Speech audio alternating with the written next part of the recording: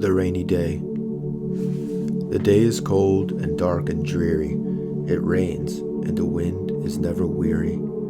The vine still clings to the moldering wall, but at every gust the dead leaves fall, and the day is dark and dreary. My life is cold and dark and dreary. It rains, and the wind is never weary.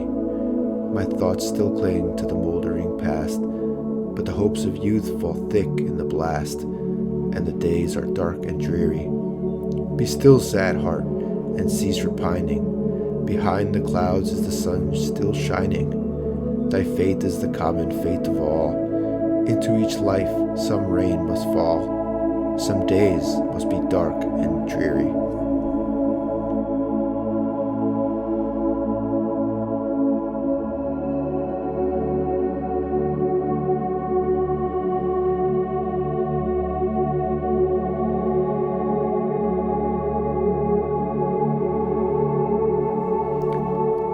Haunted houses. All houses wherein men have lived and died are haunted houses. Through the open doors, the harmless phantoms on their errands glide, with feet that make no sound upon the floors.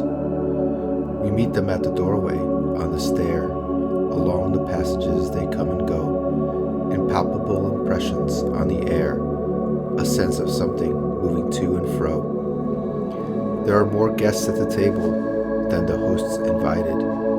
The illuminated hall is thronged with quiet, inoffensive ghosts, as silent as the pictures on the wall. The stranger at my fireside cannot see the forms I see, nor hear the sounds I hear. He but perceives what is, while unto me all that has been visible and clear. We have no title deeds to house or lands, owners and occupants of earlier dates from graves forgotten stretch their dusty hands and hold in mortmain still their old estates. The spirit world around this world of sense floats like an atmosphere, and everywhere wafts through these earthly mists and vapors dense a vital breath of more ethereal air. Our little lives are kept in equipoise by opposite attractions and desires, the struggle of the instinct that enjoys and the more noble instinct that aspires.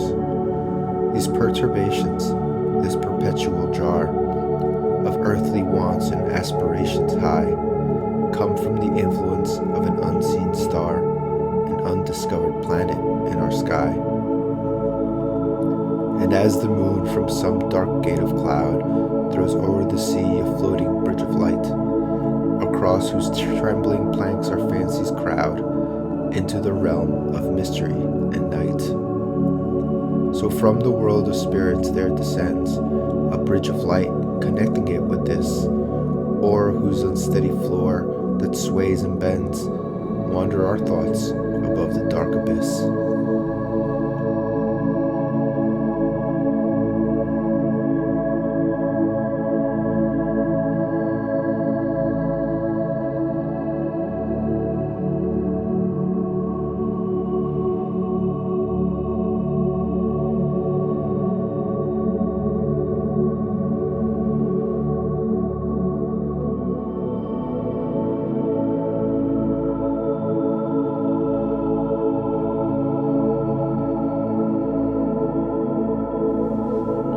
Nature. As a fond mother, when the day is o'er, leads by the hand her little child to bed, half willing, half reluctant to be led, and leave his broken playthings on the floor, still gazing at them through the open door, nor wholly reassured and comforted by promises of others in their stead, which, though more splendid, may not please him more. So nature deals with us, and takes away our playthings one by one, and by the hand leads us to rest so gently that we go, scarce knowing if we wish to go or stay, being too full of sleep to understand how far the unknown transcends the what we know.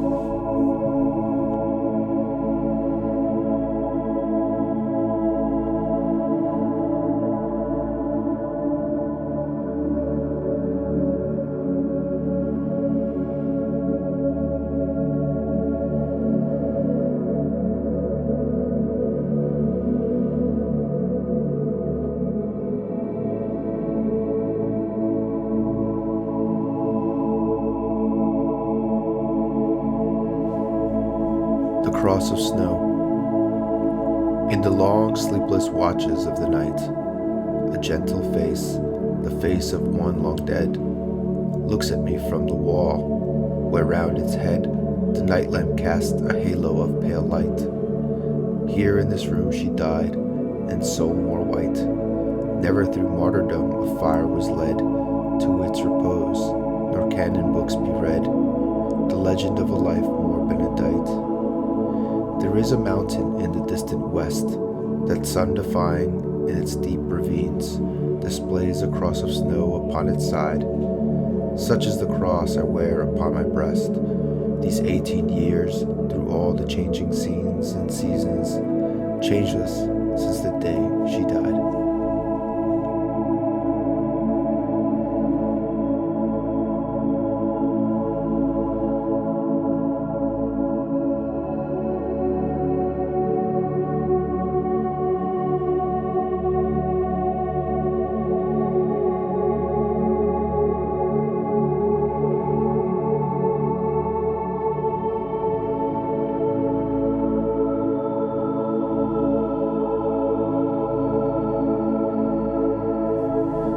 The Ladder of St. Augustine. St. Augustine, well hast thou said, that of our vices we can frame a ladder, if we will but tread beneath our feet each deed of shame. All common things, each day's events, that with the hour begin and end, our pleasures and our discontents, are rounds by which we may ascend. The low desire, the base design, that makes another's virtues less, the revel of the ruddy wine, and all occasions of excess, the longing for ignoble things, the strife for triumph more than truth, the hardening of the heart that brings irreverence for the dreams of youth. All thoughts of ill, all evil deeds that have their root in thoughts of ill, whatever hinders or impedes the action of the nobler will, all these must first be trampled down beneath our feet, if we would gain in the bright fields of air renown the right of eminent domain. We have not wings, we cannot soar, but we have feet to scale and climb, by slow degrees, by more and more, the cloudy summits of our time. The mighty pyramids of stone, the wedge-like cleaved desert airs, when nearer seen and better known, are but gigantic flights of stairs. The distant mountains that uprear their solid bastions to the skies are crossed by pathways that appear as we to higher levels rise. The heights by great men reached and kept were not attained by sudden flight, but they, while their companions slept, were toiling upward in the night, standing on what too long we bore, with shoulders bent and downcast eyes, we may discern, unseen before, a path to higher destinies, nor deem the irrevocable past as wholly wasted, wholly vain, if rising on its wrecks at last to something nobler we attain.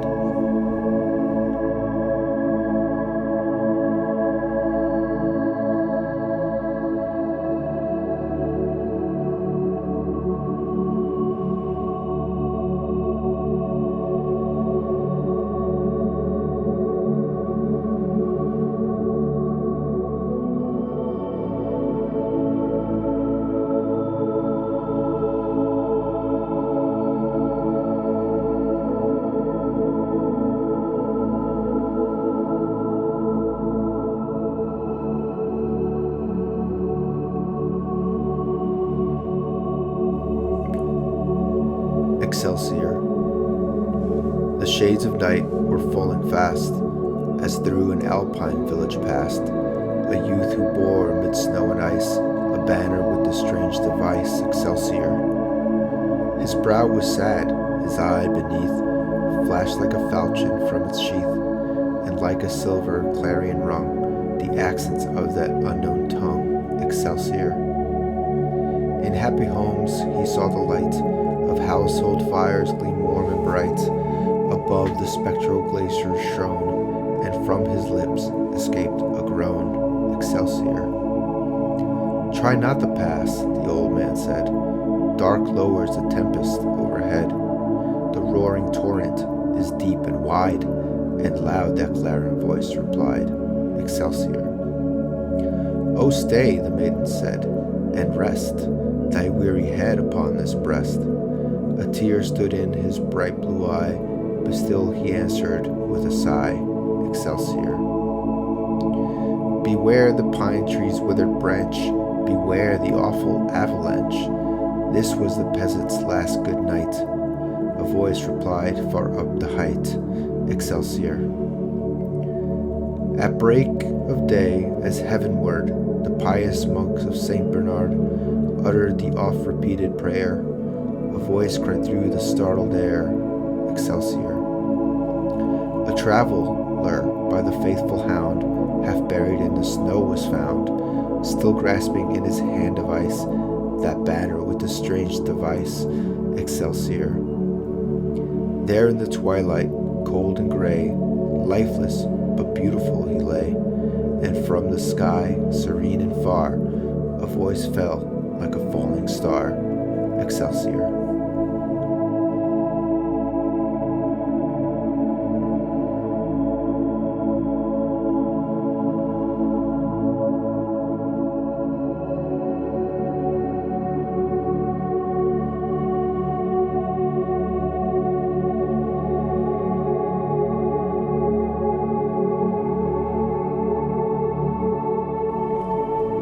The Reaper and the Flowers.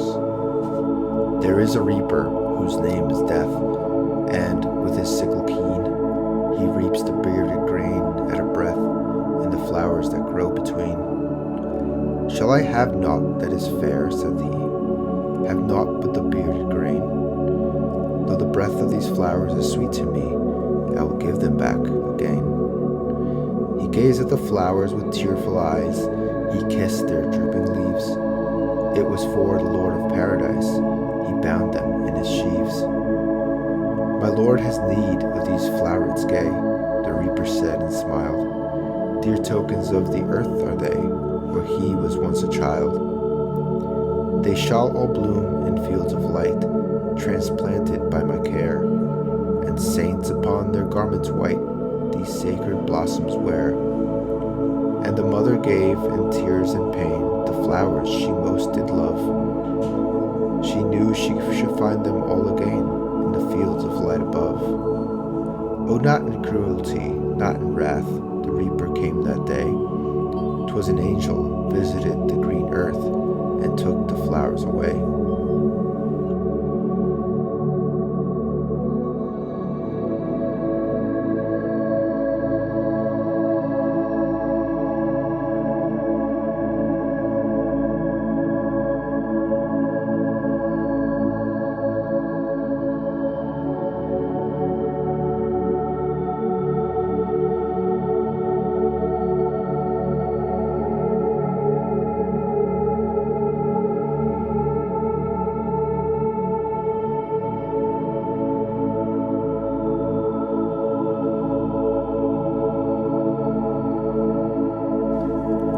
The Children's Hour. Between the dark and the daylight, when the night is beginning to lower, comes a pause in the day's occupations that is known as the children's hour. I hear in the chamber above me the patter of little feet, the sound of a door that is opened, and voices soft and sweet. From my study I see in the lamplight, descending the broad hall stair, grave Alice and laughing Allegra, and Edith with golden hair. A whisper and then a silence, yet I know by their merry eyes they are plotting and planning together to take me by surprise. A sudden rush from the stairway, a sudden raid from the hall. By 3 doors left unguarded, they enter my castle wall. They climb up into my turret, over the arms and back of my chair. If I try to escape, they surround me. They seem to be everywhere. They almost devour me with kisses, their arms about me entwine, till I think of the Bishop of Bingen and his mouse tower on the Rhine. Do you think, O blue-eyed banditti, because you have scaled a wall. Such an old mustache as I am, is that a match for you all? I have you fast in my fortress, and will not let you depart, but put you down into the dungeon in the round tower of my heart. And there will I keep you forever, yes, forever and a day, till the wall shall crumble to ruin and molder in dust away.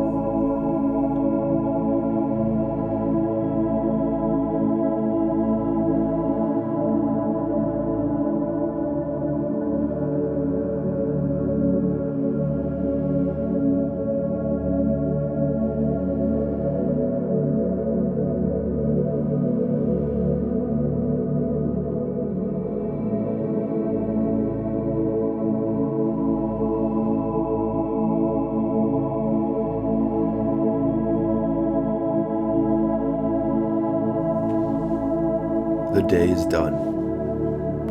The day is done, and the darkness falls from the wings of night, as a feather is wafted downward from an eagle in his flight. I see the lights of the village gleam through the rain and the mist, and a feeling of sadness comes over me that my soul cannot resist. A feeling of sadness and longing that is not akin to pain, and resembles sorrow only, as the mist resembles rain. Come, read to me some poem, some simple and heartfelt lay, that shall soothe this restless feeling and banish the thoughts of day. Not from the grand old masters, not from the bards sublime, whose distant footsteps echo through the corridors of time. For like strains of martial music, their mighty thoughts suggest life's endless toil and endeavor, and tonight I long for rest.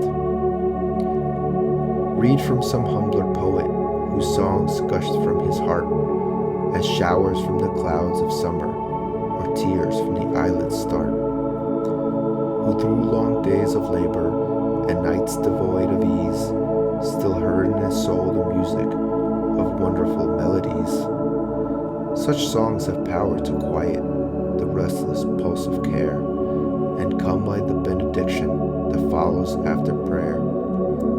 Then read from the treasured volume the poem of thy choice, and lend to the rhyme of the poet the beauty of thy voice. And the night shall be filled with music, and the cares that infest the day shall fold their tents like the Arabs as they silently steal away.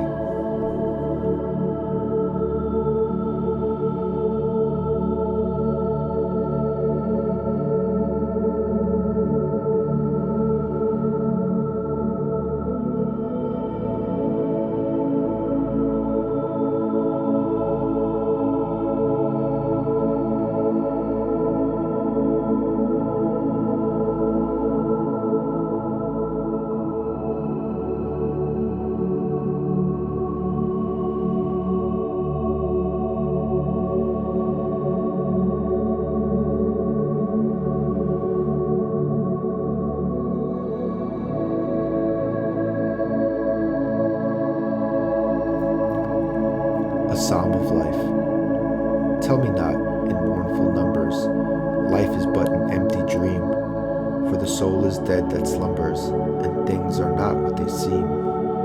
Life is real, life is earnest, and the grave is not its goal. Dust thou art, to dust returnest, was not spoken of the soul. Not enjoyment and not sorrow is our destined end or way, but to act that each tomorrow find us farther than today. Art is long and time is fleeting, and our hearts, though stout and brave, still like muffled drums are beating funeral marches to the grave. In the world's broad field of battle, in the bivouac of life, be not like dumb-driven cattle, be our hero in the strife. Trust no future, however pleasant, let the dead past bury its dead. Act in the living present, heart within and God overhead. Lives of great men all remind us we can make our lives sublime, and departing leave behind us footprints on the sands of time. footprints that perhaps another, sailing o'er life's solemn main, a forlorn and shipwrecked brother, seeing, shall take heart again. Let us then be up and doing, with a heart for any fate, still achieving, still pursuing, learn to labor and to wait.